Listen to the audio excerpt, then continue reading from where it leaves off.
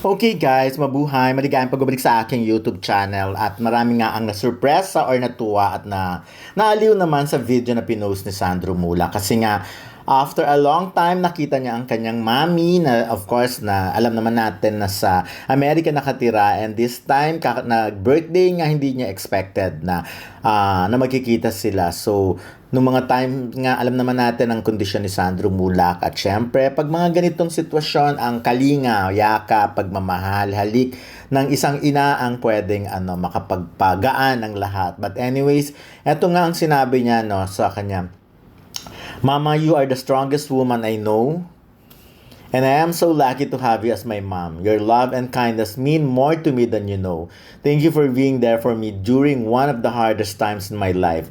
Your love, care, and presence meant more to me than I can ever fully express. When I felt overwhelmed by my trauma, you were a constant source of strength and comfort. I'm still finding my way, but I feel stronger knowing that I have you by my side. I hope you know how much I appreciate everything you've done, not just during this time but always. Thank you for surprising me even if it's your birthday.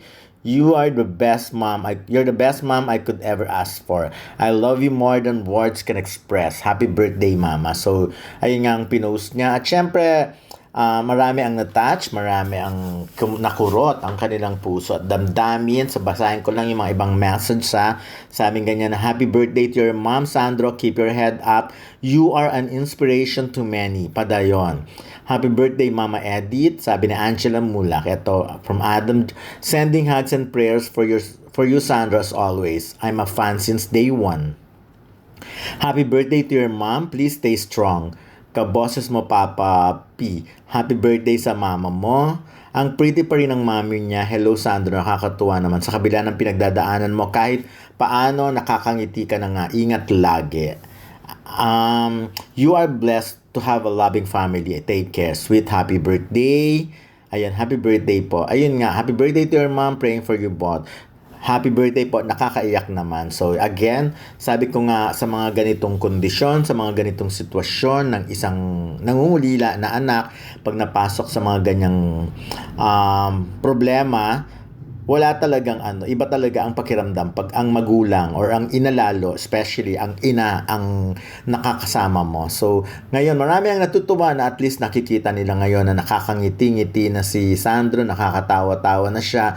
Unlike nung mga previous ng mga ilang weeks ago, alam natin na hindi niya pa yun talaga ma-absorb, hindi niya kumbaga trauma pa rin. Of course, up to now, sabi nga, may trauma pa rin siyang nararamdaman, pero iba talaga ang nagagawa ng isang ina. So ayan, gusto ko yung ganitong moment niya na parang batang paslit talaga siya na nasabik sa at gulat na gulat sa kanyang ina. Ayan, yung nanlaki ang mata niya, nanlaki ang bibig niya, at ayon. So anyways, mahaba pa ang lalakbayan, of course, ng kaso ni Sandro. Katulad nga ng sinabi ni Senator Bong Revilla nung the last time na nakausap namin siya, sinabi nga niya na nasa korte na yan at hayaan na lang ang korte kasi parang nga naman wag nang masyadong marami pang statement mula sa iba't ibang tao. So at least ngayon nagagawa na ni Sandro na makalabas-labas kahit papano. Ayan. But 10 hours ago, nagsabi rin siya "Happy birthday to the best mother in the world. I love you, Mama. Thank you for everything." So, ayan hindi ko lang alam kung natanong nga kasi si Senator Bong kung maisasama ba si Sandro Mulak sa kanyang teleserye. Of course, hindi, yung sitcom na walang matigas na pulis sa matinik na misis. Of course, si Jojo Nones nga ang isa sa mga nagdidirect noon. But unfortunately, syempre hindi nakasali doon si Jojo dahil may kaso na nga. So, dahil si Ninyong Mulak ay kasama naman din sa sitcom na yon, may nagtatanong, may nagre-request din na baka magandang simula ito para at least kahit paano maibsan naman yung nararamdaman ni Sandro. So, I hope makabalik sa dating sitwasyon si Sandro, makapagtrabaho siya uli and all that. So, hindi natin alam kasi yung effect, yung hirap talaga nang nangyari sa kanya, no. So dahil lahat naman wala naman tayo sa ganung sitwasyon, pero ngayon, so for now, matuwa tayo. Ako natutuwa ako personally na nakikita kong at least nandyan yung kanyang ina, di ba?